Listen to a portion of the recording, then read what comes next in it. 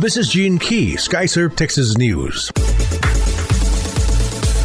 From the Capitol's dirty water file, an Austin collective sound of relief is heard from the Capitol just under a week after city leaders issued a boil water notice that sent Austin residents into an uncertain limbo. Officials on Sunday gave the green light to drinking water straight from the tap. Austin's leaders are still working closely with the commission to ensure standards are met as the crisis, like the floodwaters that sparked it, begins to fade.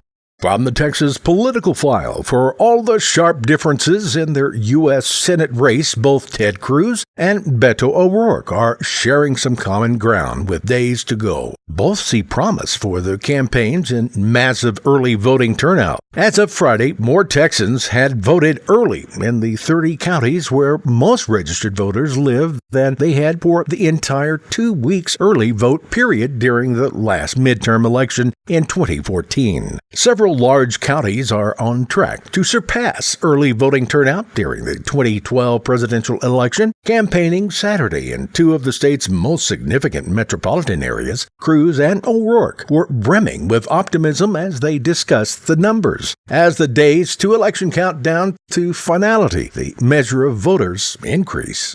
From the Texas BFR Launchpad, Texas is playing a significant part of the development of the heavy lift capacity for the SpaceX rocket to Mars. The technical term heard at the Texas spaceport location is soil surcharging, a process of compressing the underlying soil to stabilize land under the Texas SpaceX location at Boca Chica. The process now complete at the Brownsville SpaceX facility, which will be the site of upcoming SpaceX BFR launches. BFR stands for Big Falcon Rocket, a fully reusable two-stage vehicle consisting of a booster and spaceship. SpaceX is now installing a 95,000-gallon liquid oxygen tank and an 80,000-gallon methane tank. SpaceX founder and CEO Elon Musk said tests at Boca Chica would launch from the site. The Hopper test of the BFR spacecraft are slated to begin next year. The BFR would stand 387 feet tall, with a payload of more than 110 tons. Musk banking on its biggest rocket, the Falcon Heavy, to eventually get humans to Mars with the Texas facility, providing the bulk of the BFR testing.